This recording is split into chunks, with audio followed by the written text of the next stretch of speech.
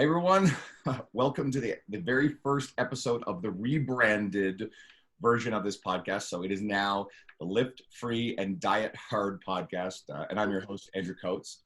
And if you're listening and going, well, wait a second, what the hell is going on with the Fitness Devil? And this is not the first episode of that stream. It's on the same podcast download stream. And for 150 episodes, me and my good friend, Dean Guido, we hosted the Fitness Devil podcast. But Dean's life is getting, well, busy and his projects are adding up. So he asked that I take this over solo while he focuses on his side podcast. Well, it's now his main, The Pump with Jeb Stewart-Johnston. And I'll answer a little bit more about that. But first, in relaunching this and rebranding a bit, I wanted to bring back our most popular guests, some of our biggest hitters. So I figured we start with the person who quantifiably has the largest amount of downloads in a single episode, well over 10,000. So my friend Sohee, welcome back. Hello. I feel very honored. I feel like this is I don't know why you chose me, but I'm happy to be here. We've talked. That's very defeatist. That's very defeatist language, and it's something I'm working on with my therapist. So I should not have said that. I retract that statement. I am very happy to be here.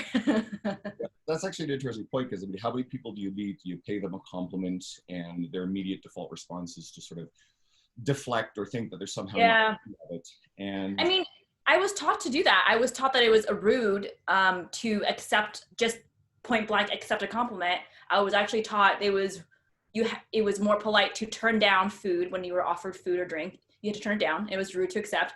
I don't know where we learned these things, but they're backwards. I think anyone of a Ukrainian background or a lot of like European background, it would be very much the opposite. Or I think Hispanic backgrounds, you refuse food. That's very rude. Yeah. Now I'm like, yes. Very happy to. Oh, it's great to have you on. I mean, you and I have talked before a bit about this, and I originally discovered you. One of the reasons why we do this podcast is a lot of trainers, a lot of fitness professionals follow it, and it's a great way to introduce them to a lot of the great people in the industry. Now, you're more widely known, you're well known in the industry now, but I once upon a time found you because you were on the Physique Science Radio podcast with Layne Norton, who I had followed for a really long time. So that's where I found you, and then started following more of your stuff, reading your work, following your social media. Met you. It's about 3.5. It's like I think like maybe 2016 or maybe the year later. I don't know when. It was around then, 4 years ago. Exactly, right. And then it's also something I like to talk about a lot is how if you go to fitness events, first of all, go to them because you'll actually meet people like mine. Oh, they're great, yeah. You also meet the people that you've been following for a really long time, and I'd say 2/3 of our podcast guests I've met through these type of events, and everybody's really down there. They get the occasional exception who's a bit of a jackass, but almost everybody else is just really cool. And you never know where these sort of things can lead. So yeah. You're in Spain. Yeah, so obviously, we're still things I thought I'd never be doing this year. Yeah. Ended up in the accidental jet set lifestyle. Meanwhile, yes, it was completely unplanned. And given a lot of it is not necessarily entirely within our control. So, my boyfriend, Ben Carpenter, who I'm sure a lot of people already know and follow, has amazing content and is the best human. Anyway, that's not the point of this podcast, is it? So we were in California at the beginning of this year. But because he is a UK citizen, he can only stay for 9 days at a time. So we knew that come late March that we'd have to leave at some point and then we thought, well, we'll be out of the country for a few months and then obviously come back in. Because I have an apartment in LA, I've got a lease there, I've got 2 dogs, my family's nearby and so on. And we were starting to, just get settled in, like form our new friend groups and so on. Because I had just moved there myself as well. But also, as we know, that's when COVID-19 hit really hard. February, late March especially. And then everyone, basically, it felt like the whole world went into lockdown. So we ended up staying in, we were in England. We were there for longer than we thought we would have to be. And even now, we thought we'd be back in the country by this point. But given that, especially the US, has still a lot of travel restrictions and whatnot, foreign travelers from countries like Europe and, not countries, like places like Europe and UK cannot enter the US, which is why we're in Spain for the time being. So we've been here for about a month at this point. So we left England to come here once they formed their air bridge, and we could come here without having to quarantine for 14 days. And life here, so we're in Marbella area, and life here is actually it feels pretty normal, besides just having to wear a mask when you're, in public. But gyms are open, restaurants are open. We can actually do a lot more here than we could back in England. So that has been a nice change. So we don't know how long we'll be here, but I think trying to stay positive. We both work from home, quote unquote. So we're fortunate to be able to still make money living basically anywhere in the world, which is why we're able to do this. So obviously we're very fortunate in that regard, but yeah, have no idea when we're going to be back in the US, hopefully sooner rather than later. But given how the year's been going, it's hard to say. Yeah, this has been masks, and we just had, I'm in Edmonton, Alberta, so our city just announced that in all public places, you have to wear a mask. So if you're working out in a gym, it's an exception. So that's going to be an adjustment. I actually ordered some face shields, and so I actually thought about this, right? And this is actually a big pet peeve of mine, is our industry is obsessed with arguing about masks. So number one, I think that's a really stupid waste of your time. And I actually think for all you guys, think about this. It's sort of out of your scope. Traders love to fuck around with shit that's inside their scope.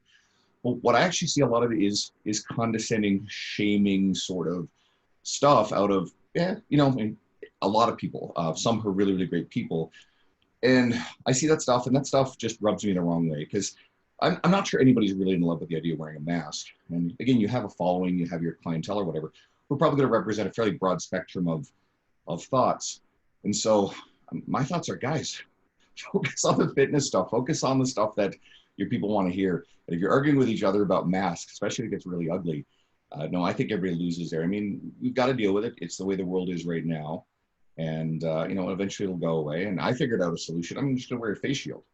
So that way I don't have this like tight fitting cloth. Now I'll have masks just in case, I don't have the face shield. I got to go in certain types of places. But I figure if I'm going to be working, half my day at Evolve, hey, I think there's a perfect solution. Actually, it's a better protective barrier anyway. So fuck it, right?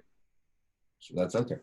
I would ask you about, the ability to keep your business going while you were working on the road. A lot of people have this dream of, I want to be fully online and travel the world. Well, you're doing it kind of accidentally, but you make it sound like it isn't all it cracked up to be. So I will say that I think being on the road as much as I have been this year is definitely, I think, is overrated, because I am like a total homebody. I love my routine. I love my bed, my couch, my kitchen, everything. And to not have those things, and every time you go to a new hotel or apartment to stay in, you have to adjust to whatever they have available for you. So that, is not ideal. And then obviously missing people and pets and so on that you have like a home, that can be tough for sure. But first thing I will say about, yes, I do think a lot of people, maybe they fantasize about one day I want to work from home and make my full-time business, I can be on my couch the whole time or whatever. And that usually means being independent, right? Owning your own business, or maybe you're working for someone else, but again, working from home. And I think the thing to realize with that, because I definitely have come across people who have found that they actually hate, or they either strongly dislike, or they're not well suited for the work from home lifestyle, where let's say, for example, if you have to get back to clients via email in a timely manner, they really struggle to do that. It's like pulling teeth for them. Or if they have to have like lots of Zoom meetings, hate that. They'd rather do like face-to-face stuff, or, so I think the online business, and I'm just going to say, for the sake of this episode, talking specifically about businesses, although I'm sure it applies to a lot of other industries. I think running an online business is definitely not for everyone. And I also think, and that's by that same token, being an entrepreneur is not for everyone. So, yeah, I have been running my online business for 8.5 years now. I have lived in numerous different states across the US during that time, from Northern California, where I was still in college when I started my business, to New York, Connecticut, Georgia, everywhere. And, every time it was a matter of, it doesn't matter where you are, it doesn't matter what your time zone is, the principles of working from home are the same. Are you getting your projects done in a timely manner? Are you getting back to your clients or whoever needs you in a timely manner, and doing what you need to do? Because there's not going to be people hovering over your shoulder necessarily making sure that you're doing your work and keeping you accountable. So can you be accountable to yourself? Even if you are staying somewhere that feels like a vacation, can you make sure you get what you need to do, do your work first before you go out and have your fun? Yeah, I think that can be kind of tough for some people to do. And it's not always fun, honestly. Sometimes I'm like, I wish I could take a week or 2 weeks fully off my business. That's not really an option right now. I don't think a lot of people, like, in the world we're in, we really don't get that option. Maybe you're someone like a Dr. Mike Isertel, builds up RP, have a great team. Right. Yeah. This entity with great people underneath you who run a lot of the stuff.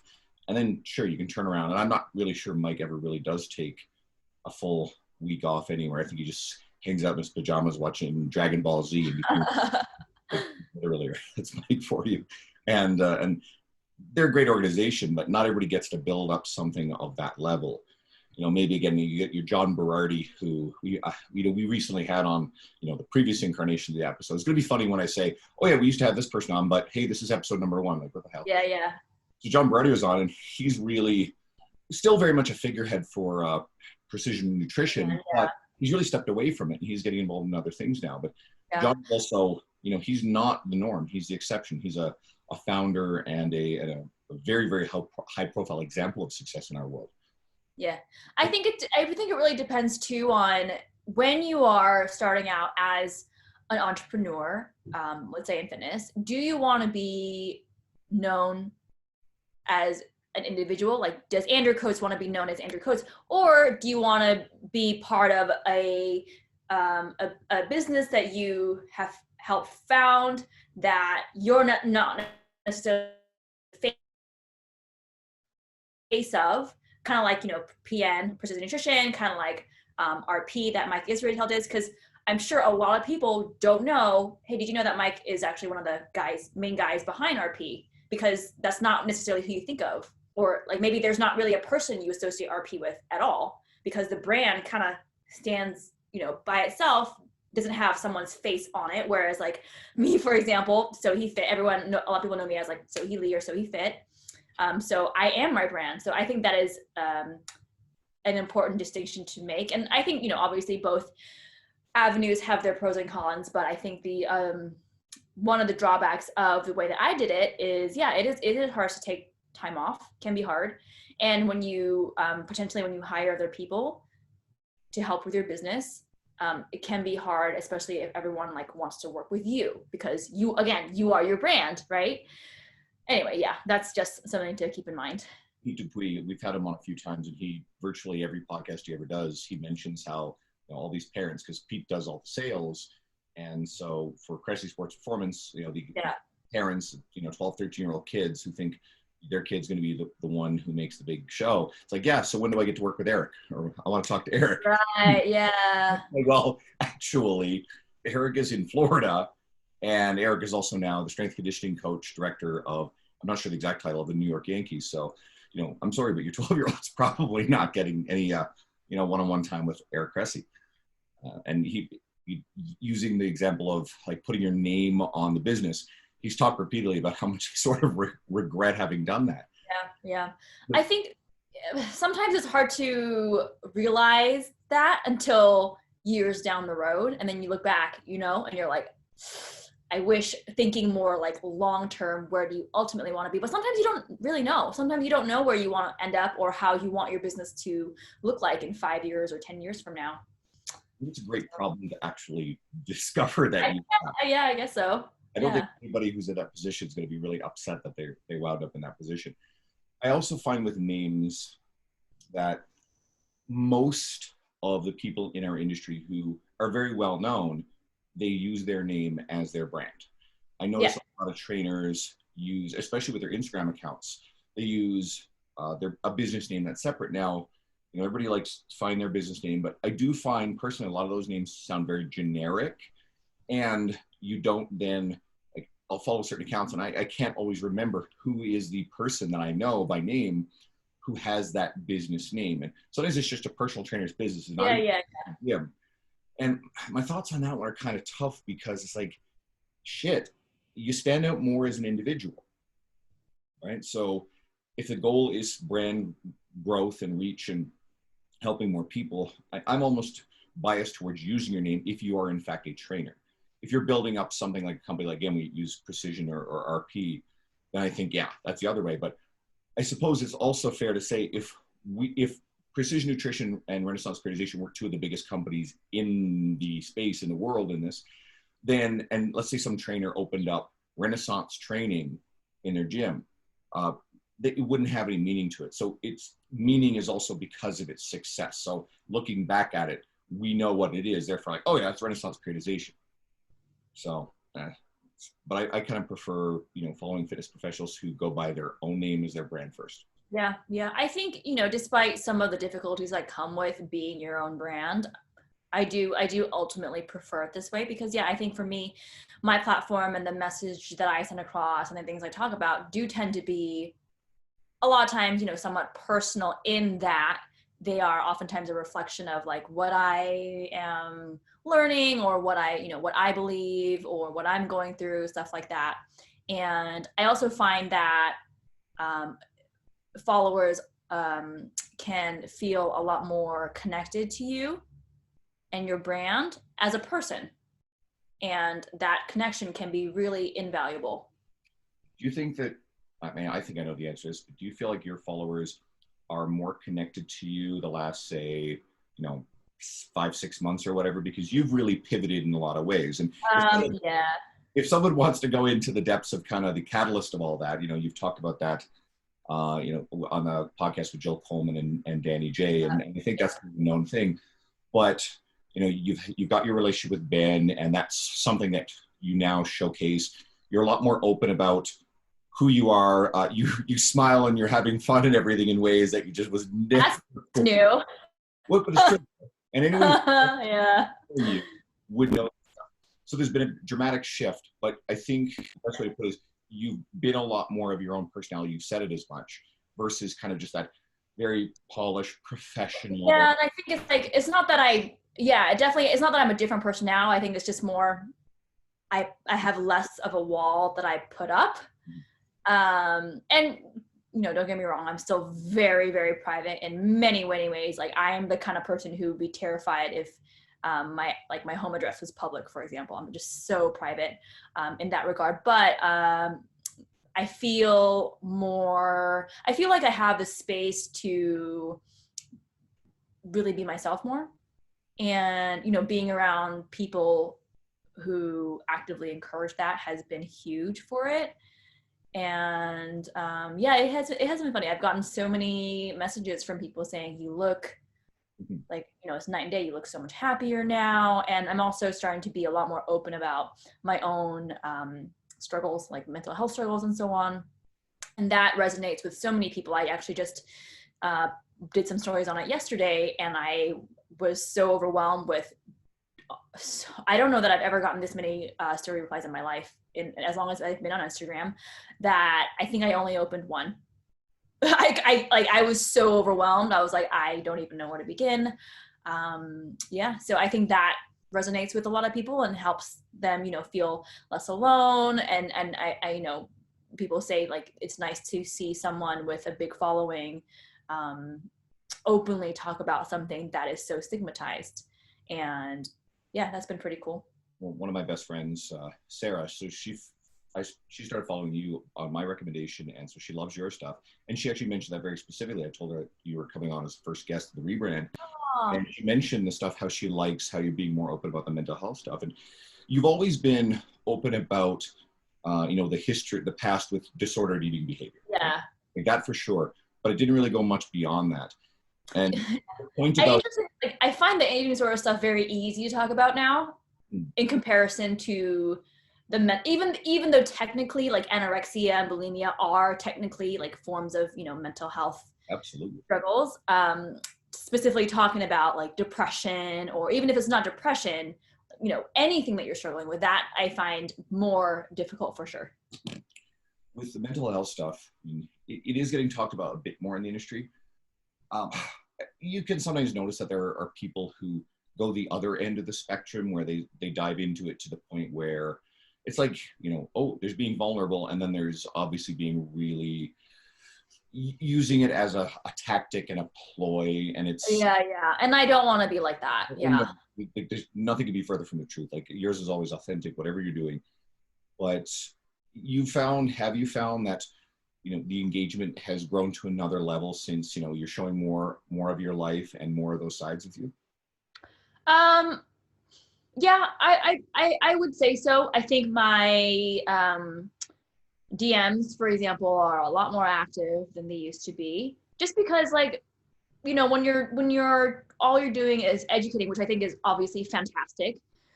Sometimes there are a lot of people who would follow you for your content, but might not necessarily find a reason or feel the need to like reach out to you personally, right? They're like, oh, I'm just here to consume your free content. I have nothing to say to you, actually. But when I'm like, you know, I think I have depression. I've had it for a very long time, blah, blah, blah, blah, blah. People are like, oh my God, me too. And you know, stuff like that. So yes, I do think it has been good. But again, like my goal is never to exploit any of that kind of stuff. And I still want to very much keep my platform primarily education based. I think there's something to this as well. A lot of people who are really successful in our space, they can seem very superhuman. And that can be a barrier to relatability, especially for the coach and trainer who's, you know, trying to scrape it out. And look what COVID did right now. I think COVID sort of, I don't know how to find the right words when it comes to like economic stuff, but I think it's created a bit of a divide, an even wider divide between the very successful, who are very established and they're going to be fine. And you obviously have these newcomers into the industry who are passionate about it and they don't quite know what they're stepping into. But I feel like the middle, that group that, you know, on a good day, they're always kind of worried about, you know, oh, if they're going to be able to keep their clients, if they're going to be able to make enough money. I don't know if anybody's noticed, but we haven't had a lot of good days the last 5 or 6 months in terms of optimal, you know, environment for trainers. So I feel like that particular tier of trainers are going to flee the industry really aggressively, and I'm already seeing it, right? So I feel like you're getting this almost like economic split between the haves and the have-nots, and I think it's sort of growing in a sense. I think the industry will rebound, and I think there's going to be a lot of opportunity for new and the people who are passionate about it but haven't really had enough time with the everyday struggle to have been scared the hell out of the industry. So we got that, but I think that that superhuman tier can be seen as really, oh, I could never achieve that. You know, I could never reach that point. Like, I definitely remember what it felt like. You know, I talk about this a lot. I used to read T Nation every morning. That's what I still do. You know, just see all the people that, you know, have been guests on the podcast that I've met in my travels, and think about this tier of people that will, oh, that's unattainable. You know, never, you know, I could never reach that. And all of a sudden, you know, a year and a half of writing for T Nation and hosting a conference and having a lot of people, you know, like that speak and having them on the podcast. And the point of that message is not to, quote, brag about what I've managed to do. It's to say to anyone else who is hungry to do that or would love to, it's totally attainable. You have to put a lot of time and work into it. And you've got to go out and make these, you know, connections and relationships. You've got to write. You've got to create content consistently. But it is absolutely attainable.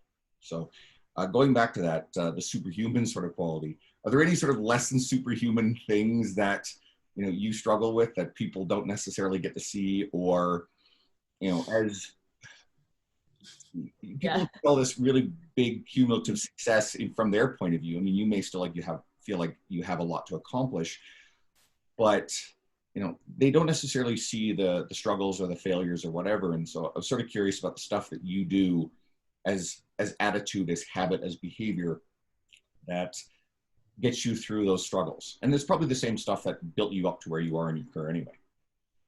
So I will say that Yes, you're right. I think most people who have achieved a high level of success in this industry, barring a few exceptions who, again, they are exceptions, have been at doing what they've been doing for a very long time. They've simply been extremely consistent over years and years and years and years. And yeah, it's very easy to see someone with a large following whose business is doing really well and being like, I don't know how that person got there, I'll never get there. When in reality, there's a lot of stuff that's happening behind the scenes. They're probably working their ass off you don't see how much they're working, because not everyone's posting, oh my God, guys, I worked this many hours today, or like, here are all the things I'm doing, that you guys, in the background and so on. And I think for me, I wanted to be very clear on what my long-term mission was, even if the the manifestation of my brand kind of does evolve over time. I'm okay with that, because I know I'm going to be changing over time and learning more, and maybe over the years I'll change my viewpoint on certain matters, and hopefully I would hope I am. Actually, I think that's a sign that you're growing as a professional. Even in the past 6, 7, 8 months, my brand has shifted a little bit as well, but the underlying mission has always been the same, which is to educate the masses, help clear up a lot of the fitness misconceptions, and help them not make the mistakes that I made all in my own fitness journey, and be able to work fitness into their lives in a way that enhances their overall quality of life, rather than detracting from it. And so, keeping that in mind, it's been and then also finding the overlap between what's going to accomplish that, as well as what do I enjoy doing with my time that's going to help people, and whatever that overlap is, doing that in a way that will in many ways ends up being free content or free work, but also there are some avenues for making revenue and so on. And for many years I did a lot of online coaching as well as in-person coaching. And in recent years, I started to shift a little bit more toward, even though I have a few clients of my own still, shifting more towards focusing more on educating on a larger scale, educating other people on a larger scale. It's just what I love more. And I think when I remember like what my ultimate goal is and what my ultimate mission is, that is what keeps me going. That's not to say that like I don't have days where I just, especially with the mental health stuff, not to say that I don't have days when nothing, barely anything gets done, right? And all I can do is like pop into my Facebook group with my clients and answer a few posts and then be done for the day. Because that does happen, but that's more the exception, not the norm. So yeah, and setting up systems over time with my business, trying to be more efficient as hiring, help when I don't have the hands to do everything on my own, and so on. All of that's been really good. You've hired a team. You mentioned that earlier, and so Myra is one of your team, and she and I chatted over Instagram. She's great. She's wonderful. Really wonderful. So throw a shout out to her. I'm sure she'll be listening to this. But so when you are reducing the actual one-on-one client load that you're working with directly, people can still coach under your systems and the coaches that you have. They come in with their own education, but you certainly trained them and built a philosophy behind how you want all your coaches to work with, so that every coach is going to have their own individual way of doing things, but there's still got to be some reasonable framework and consistency. So people can still work with the people who are really close to you and get that quality of experience. Yeah. And I think, that's what I wanted to do, because, I got to a certain point where the demand for people wanting to work with me was very high, which obviously was happy with, but I was also starting to feel overwhelmed. I knew that if I took on too many clients, then I would start to feel burnt out, and the quality of my coaching would drop. I wouldn't enjoy what I was doing as much anymore, and that's not good for them either. And so, I said, there are people who have been asking to work for me and so on. So the demand for that is there as well. So I started hiring, and I'm very slow to hire. Speaking of Myra, she'll laugh if she hears this, but I was so reluctant to hire a coach that I interviewed her 6 times. 6 times before I hired her. It says a lot about her to persevere through that and just. Oh yeah, she's yeah. I can't say enough good things about her. But yeah, it's been almost 2 years she's been with me now, in a coaching capacity, and she helps with some like assistant work as well. She does a lot of my graphic designs and so on, and other projects. But yeah, I wanted to find people who had the same mission that I did, who obviously weren't just in it for the likes, the followers, the money, anything like that. And something I had to learn recently, or in recent years, was also had to be a good personality fit with the team, right? Because what I've learned is, all it takes is one bad apple who butts heads to ruin the dynamic for everyone. And that is enough to keep me up at night, where I can't sleep because I'm so upset and anxious about why, there's tension here, there's this happening. So yeah, I have had to do that, but it has been cool. I've got three coaches now working under me, Rachel, Myra, and Brian, first male coach, and hoping to take on maybe 1 or 2 more by the end of this year. But it's been really fun. The having the team dynamic, that's something that you don't get obviously when you're a one-man operation, and that's been really fun, especially when we have our meetings and so on. And given that everyone's in different places, all the meetings obviously happen online, but even so, it's really fun and adds a level of I think enjoyment and satisfaction that you kind of don't get when you're doing things by yourself. And also, obviously, it's good to like bounce ideas off each other and so on. This is something we're seeing a bit more of now, and I think COVID may actually be accelerating it. A lot of my industry friends have been looking for the stability and are comfortable with the idea of working as part of an organization. So Stronger You is one of the really popular ones. Yeah. Mike's great. I'm going to bring him on in the near future. He's already excited to come on. And there's a lot of people who are looking for jobs at companies like Stronger You and Macros Inc., Jay Weiss Company. Yeah. They love beginning with Renaissance Periodization, but they pretty much only hire people with master's level or PhD.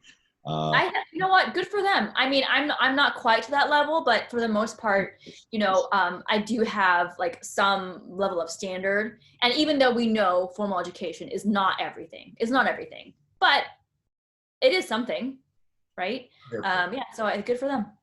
I mean, they do hire people who don't technically have that for various different things. Our friend Carolyn McDonald, she works for them now, and she's loving it. She's an important part of their support and structure, but she's not, one of their coaches either.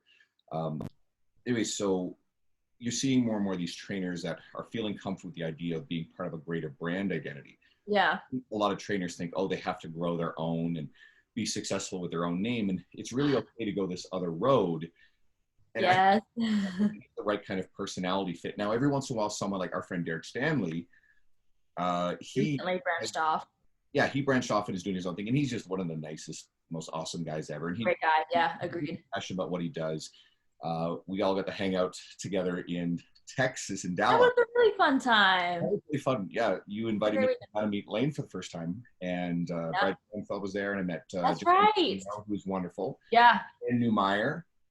These are all great people, and just this little, what is it? God, what's the company? It's Dyna. Hell, shoot, it's one of those. Dymatize. Thank you. Yeah. The little Dymatize thing, and Eric Lee Salazar and some of his friends were there, and Derek came and drove an hour to meet up with us, and yeah, that was fun. So go to stuff like this. If you get the chance to do this stuff, you'd never believe, what can come out of it. But yeah, Derek's is stepping out on his own, but I talked to him, pretty recently. He's doing really well, it seems like. He is doing really well. He just put up a post. He actually tagged me in it and copied one that I put up recently because I took a photo. I had a photo taken based on Carolyn and another friend of mine's urgings. Okay, you need to have a profile photo that doesn't make you like. I had this one sleeveless, looking shredded, and I'm not a competitive bodybuilder by any stretch, but it looks like that bodybuilder men's physique sort of photo. And with my social media following growing actually quite quickly, very few of my clients are the type of young guy who wants to put on muscle. I deal with people of all ages, young athletes, older adults. Yeah, right. And, outside of the T Nation writing, which is for the Jack Bro types, most of the rest of my stuff isn't geared towards that image. Meanwhile, that's the first thing people are seeing. So as soon as someone mentioned, I'm like, shit, you're right. I got to get rid of this blank photo. And so I went with something that was a little bit more soft and everyday. And I wrote up this post along with it, all these things that, about me that people didn't necessarily know. And people went completely bananas on it. So Derek turned around and copied it, tagging me. Oh yeah, no, I saw that. Yeah. People went nuts. Those are fun. I enjoy, I think from a follower perspective, I actually do find myself, I do enjoy reading those about other people whose pages I like following, because it's like, oh, I get to learn more about you in a way that I normally don't. Yeah, it is fun. My Witcher, anyone who's actually watching the video of this, because I am planning on doing these on YouTube now, my Witcher figurines, Geralt's up there, and I love The Witcher. Right? So, and I put that up on my social media. There's a few other aspects, but there's a lot of stuff that people don't know, so I should share more. But it goes into you sharing more of you on your social media more. Yeah. It is funny, like when you share like the TV shows that you like to watch, or like your pets, people love Ollie and Jelly, the food that I'm eating lately, that kind of stuff. People like it. It's something that they share with you. Like when I, pictures of my cat, Ozzy, then I get more inbox stuff than anything else. Yeah, right.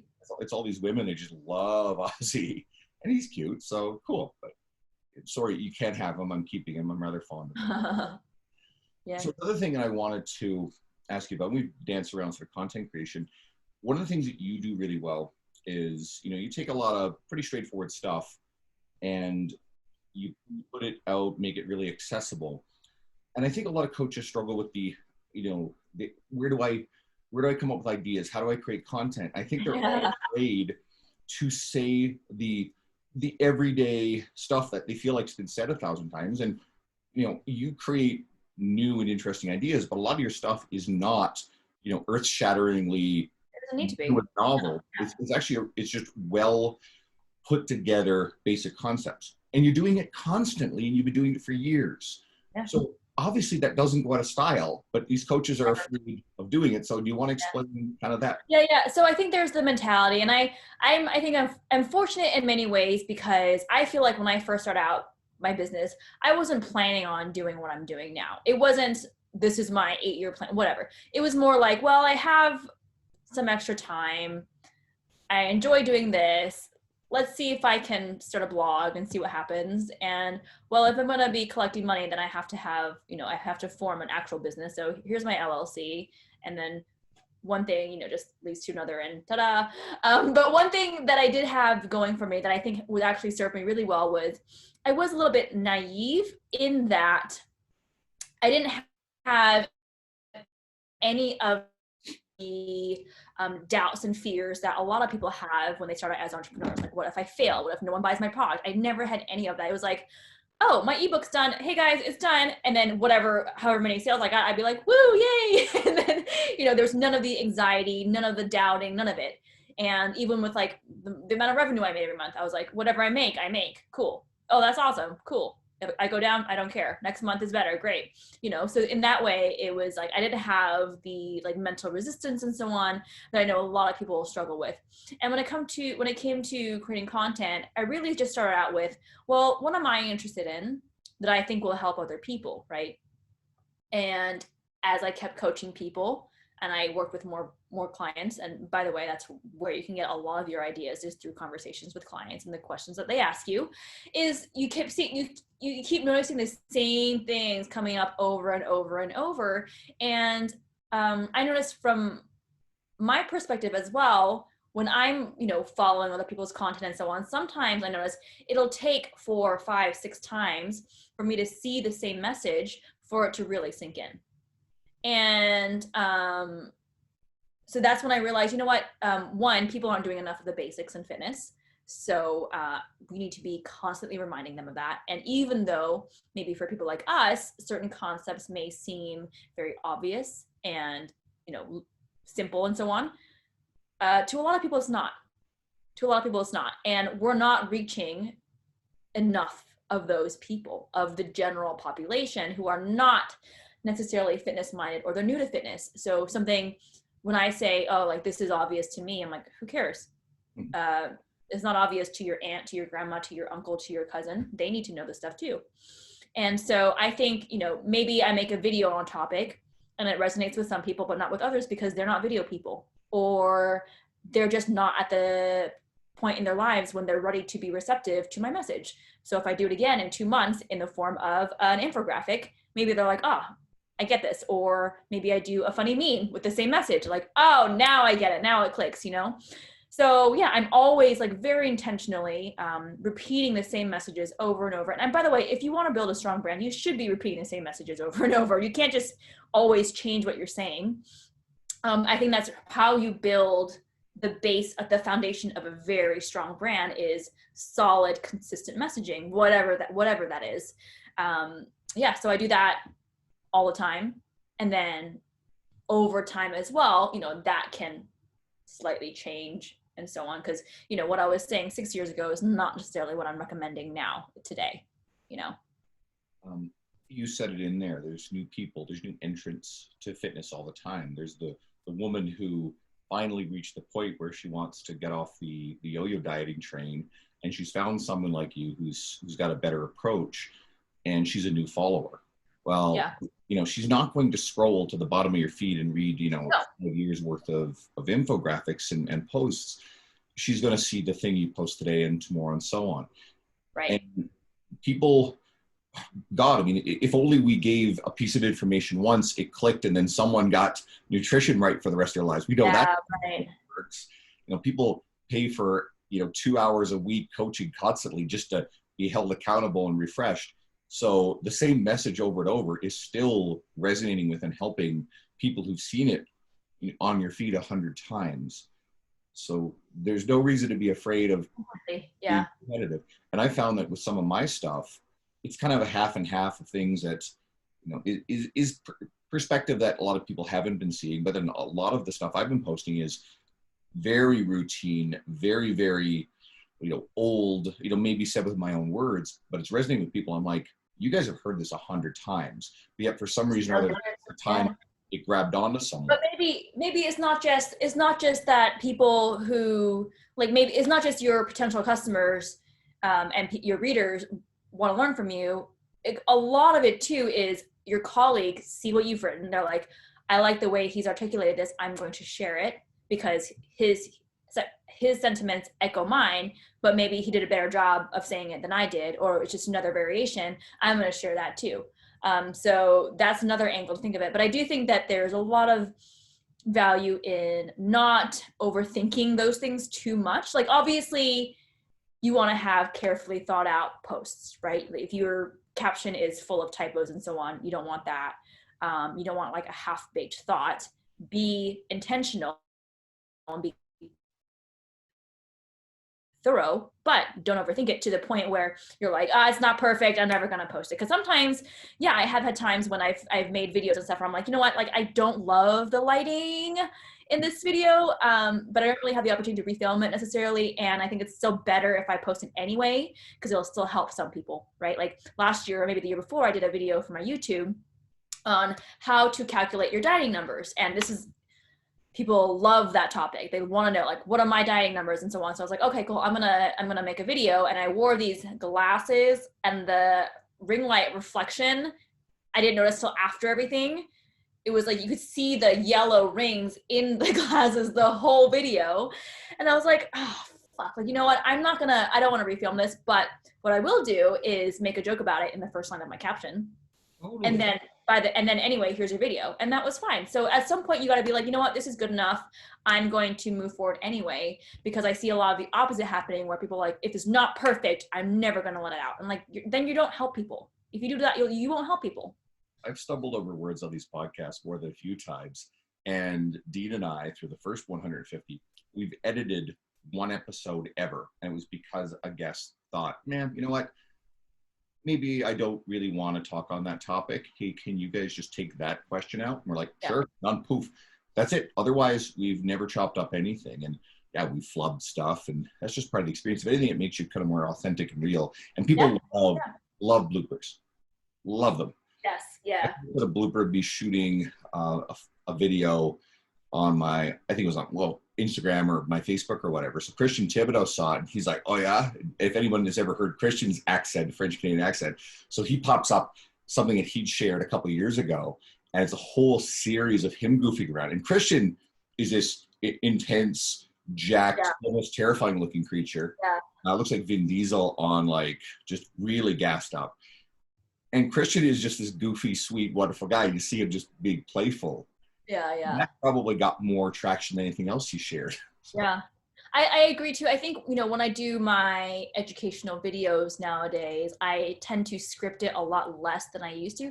Like there was a time when I would write, every word out in advance. And I know this works well for a lot of people, but for me, I find that like, the way that I'm talking now, I'm very comfortable. You can tell this is the natural way that I talk. But all of a sudden when I have a script for me, I'm like, hello, my name is like, I don't know who I am anymore. And when I listen to it back, I'm like, that doesn't even sound like me.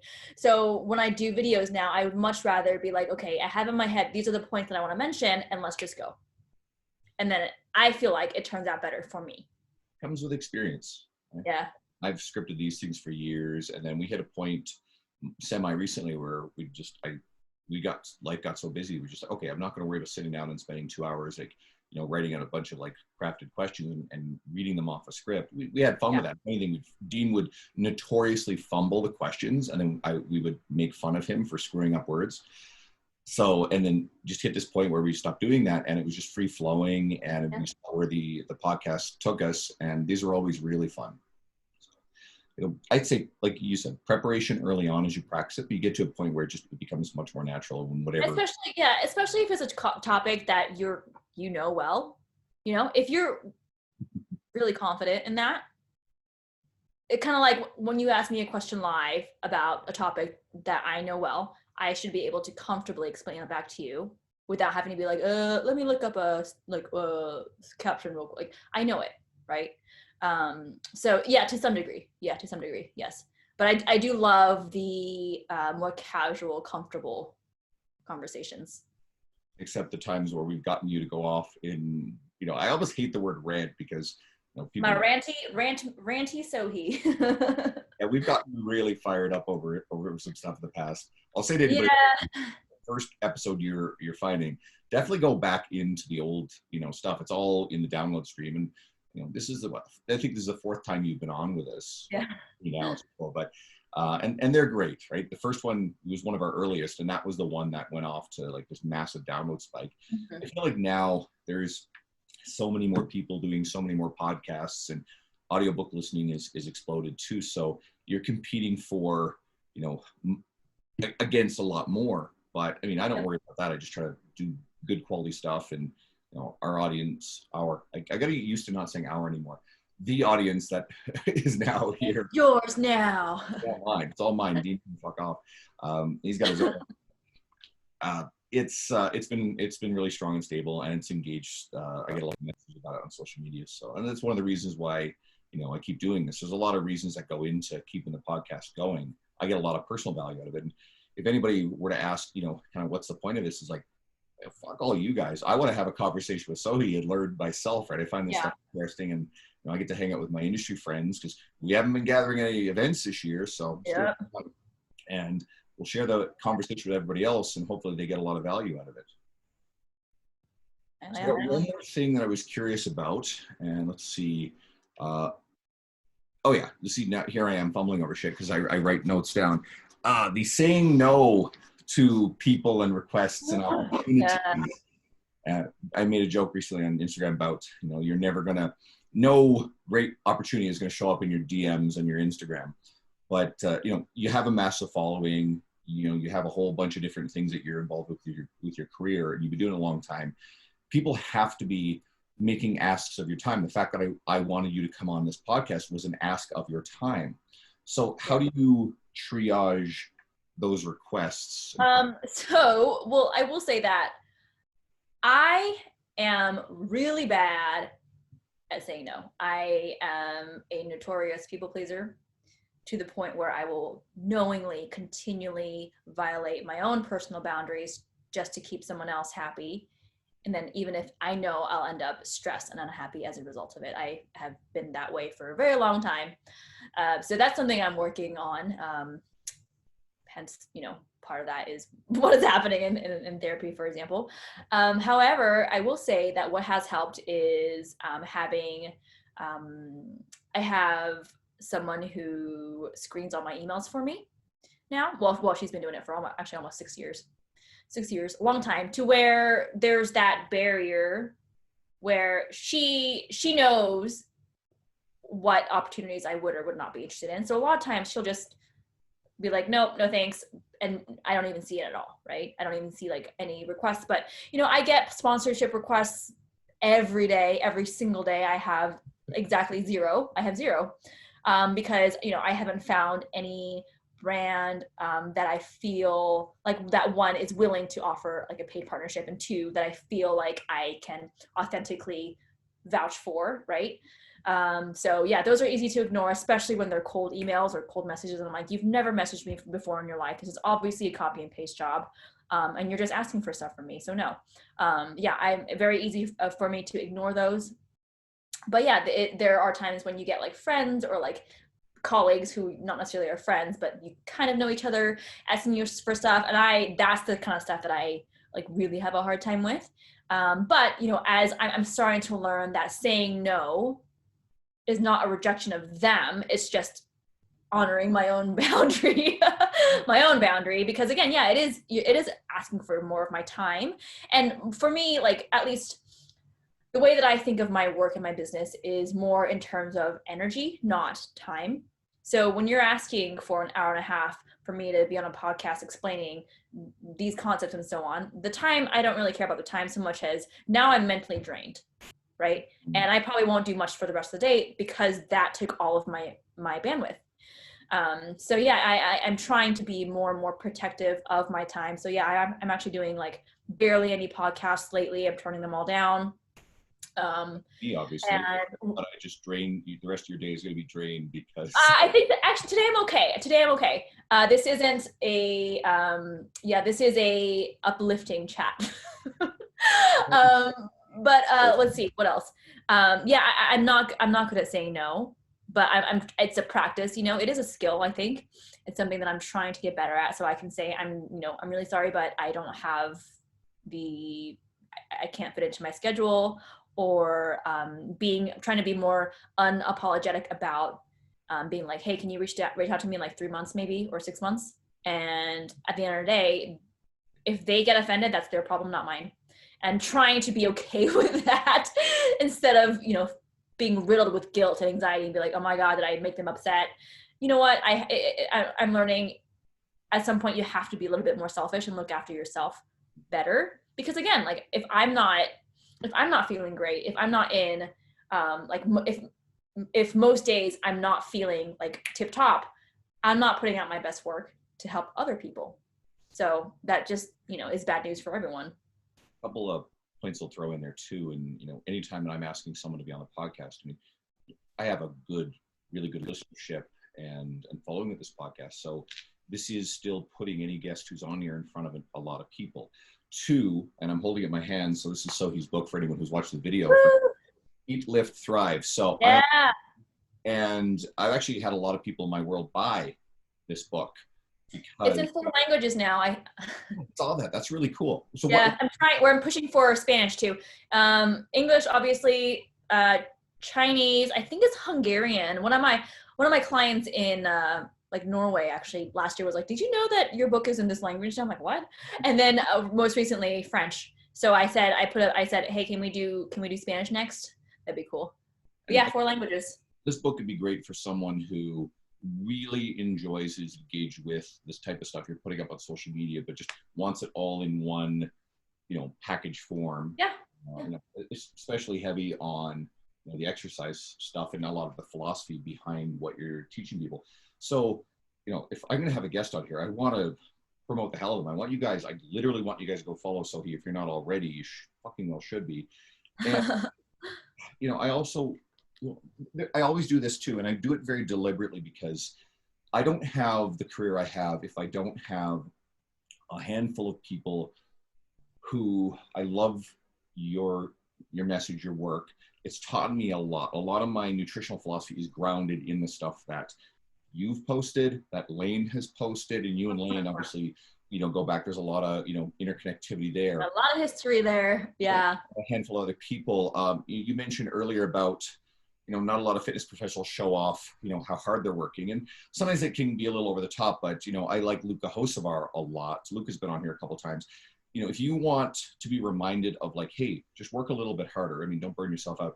Luca's feed. I love Luca's feed because the guy is just an absolute relentless, diehard worker. He's a big reader. Something else I do a lot of. Dean and I kind of got away from the running joke of mentioning Dean Somerset in every episode, but I'll throw him in here. Dean is someone I've actually lived in the same city as, worked for the same company, and now we're both independent contractors under a different corporate umbrella.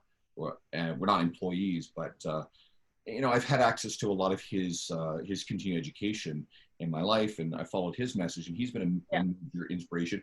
So I try to have people go and follow his work. He's my partner in the conference that we host here every year. We had to cancel this year, and he's one of the presenters. It's like, guys, support these people because they're doing great things. So, and in your case, I love having you on here because, again, you are literally the most popular guest that we've ever had. And I love the work that you're doing, and you've had a major impact on my career to where I am.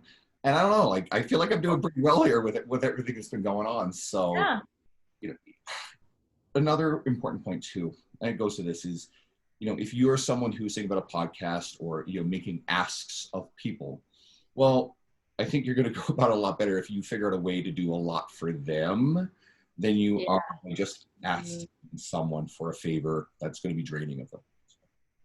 Yeah, I think I am, because it's like, well, don't be that person who is so like, well, I don't want to bother them, so then you never reach out to anyone. But at the same time, if you're going to reach out to someone, you can be tactful about it and try to keep it more personal. I'm more likely to respond to someone's ask if I see that we have a history of some messages before, building some rapport, prior, as opposed to someone's like, oh, hey, hi, come on my podcast. And I get that a lot too. And I'm like, no. So yeah, I think it's okay to obviously put yourself out there and make those connections. And as you've mentioned a couple of times already, especially if you work from home, but even if you don't, go to those live events. They're huge it's obviously not this year, but every year I try to go to at least one or two big conferences. And the main purpose is to network, is not to attend the lectures, even though I do some of them. I do go to a handful of lectures, but most of the value is going to come from the people you meet or see again, and you talk to them, you form a connection, you come up with a business idea, or you collaborate or something. There's always something that comes out of even one conversation with a colleague, right? When I was in Australia for a conference 2 years ago, one conversation with a person there, when I came back, I changed my pricing structure of my coaching just from that. So yeah, a lot of good things can happen. We were supposed to be in Daytona Beach this summer to go to the ISSN one, but that got wiped out too. Remember? I mean, as far as I'm aware, it's still happening. They just moved it to September. They actually just asked me, because I was supposed to speak there. They asked me if they think I'll be back, and I said, given the trajectory, honestly, I'm like, I don't think I will be. And even if it sounds like, at least for now, they're planning on going ahead with it, but I wouldn't be surprised if they end up having to cancel, because it is in Florida. I said, I don't feel comfortable, even if I could, I don't know if I feel comfortable going to a conference this year at all, especially in the US, unfortunately. So I think maybe just bump that to next year. That's how I'm approaching my plans too, is, hopefully everything's settled down. I'll and stuff next year. I kept an open mind because I know Luke is still doing his Bigger Ground Fitness and Business Summit in October, and he's going forward with it. I think he can pull it off, but knowing that right now Canadians can't really travel to the US, or at least we're not supposed to be. Or one of my clients just flew down to Vegas, and I'm like, what the fuck are you doing? But he's going to have to quarantine for 2 weeks on his way back, and I can't do 4 days in the US. Wait, he went to Vegas? He went to Vegas. They let him in? Yes, I don't know how the fuck that happened, but he booked it, planned, and he's pretty chill. He's one of those people that's kind of like not too freaked out by all this stuff. But yeah, he's gonna play by the rules and take 2 weeks to himself and comes back. And honestly, I can't take 2 weeks away from coaching my clients, so I decided, okay, my intention was hoping things would really clear up and the U.S. would kind of get their shit together and I could go, but doesn't look like that's happening. So I gotta stay put. This year has not gone at all like I thought it would. I mean, I don't think anyone would have guessed any of the events from this year, like what is happening. But it is what it is. And I think a big part of being able to, especially from a business standpoint, stay afloat or thrive is being able to pivot and endure the uncomfortable, unpleasant times. Yeah. I got lucky in that, I was able to assemble a home gym just a few days before the gym shut down. And so that served me very well throughout it. And, we got reopened after 3 months. So Edmonton has been very good relative to most of North America. We haven't had an obscene amount of cases. We've managed it really well. And then, so my gym, Evolve, where I work primarily, has done a super job of it. It's not too crazy or crowded. It's not a big commercial gym. It's more of a medium-sized athletic facility, training facility. And so I found that with my home gym, I love it. So I decided, well, I'm going to stay and coach my clients in the evening. So my daytime clients, feel like it's super safe and love it daytime at the main gym. Well, my evening clients are appreciating the fact that they kind of just come in one-on-one setting. I've set up stuff down there, and it's definitely paid for itself many times over already. And they don't have to go into a busy primetime evening gym. And then I've been able to, I got a doctor I train, right? And he's like, hey, can I come in like later on a Saturday? I'm like, sure, I got no plans. Come over and like train at 7 o'clock at night and just open my door, train him for an hour, and he goes on, right? He's been loving it. So yeah, you figure out a way, you pivot. Not everybody has that. That's part of being an entrepreneur is like, you never know what's going to happen. And granted, this year has been to the extreme, right? But being an entrepreneur, you never know what's going to happen. So you have to be able to think on your feet and pivot. Yeah, you have to. That's part of staying successful. And if you're someone who managed to figure it out and keep most of your income, you remember before, like when you're worried about, keeping your clients and the people who stayed with you during COVID, I don't think going forward, barring like an alien invasion, anyone's really who got through this is going to have to worry about being able to keep their clients and have a sustainable career. So yeah, I always say like there's so many people that we're still not helping. There's never going to be a sort of shortage of demand. Like the demand is out there, right? Maybe you just need to get yourself in front of them so that they know who you are and they know what services you offer and they want to purchase your services. But we're not helping nearly enough people. There's so many people who need our help who have never heard about us maybe, or they don't know where to start, they're lost. But yeah, every time I address a seemingly basic nutrition myth or training myth, a lot of people are like, yeah, that we already know that. But I'm like, but so many more people still don't. Yeah. So yeah, the demand is always going to be there. Another thing that I thought of earlier, but it's worth mentioning to anyone who's trying to create content too, you sort of hit on it a little bit, but don't worry about what the more established, people, the trainers, especially the people that you kind of look up to, if they're on your social media, if you're your Facebook friends, they're going to be happy to see you doing really good work, even if it's fairly basic concept stuff, but you're not writing for them, right? You're not selling to like anything that I post. You are never going to be a client of mine, right? So I'm not trying to post to impress you. I'm not trying to post to impress some of the other people I mentioned earlier, but I suspect very strongly that you guys are probably more impressed with the things I'm doing because I'm serving an audience well versus writing something that technically, scientifically meets your standard. Meanwhile, the stuff you post is to the end user anyway, right? So I'm not trying to post something that Lane is going to look at and go, yeah, okay, he cited that study correctly. And actually, okay, good. He got the I think chemistry of that right. I feel like a lot of people, maybe they focus too much on trying to impress other people with like, look at how smart I am or look at how knowledgeable I am. But why don't you, I think it's more helpful to focus on what's what kind of information and what form of communication is going to reach people the most. How can I get across to people most effectively? And oftentimes that's not using big words. Oftentimes that's not being like, here are the details of this study. Sometimes they just want to know, okay, what are the practical applications of whatever studies you're reading, right? And that's how, I think that's how you can reach more of the masses anyway. Well, I'm going to let you go about your day, and hopefully this didn't degrade you in any way, shape, or No, form. I feel good. I'm gonna ride this wave and keep going for a few hours.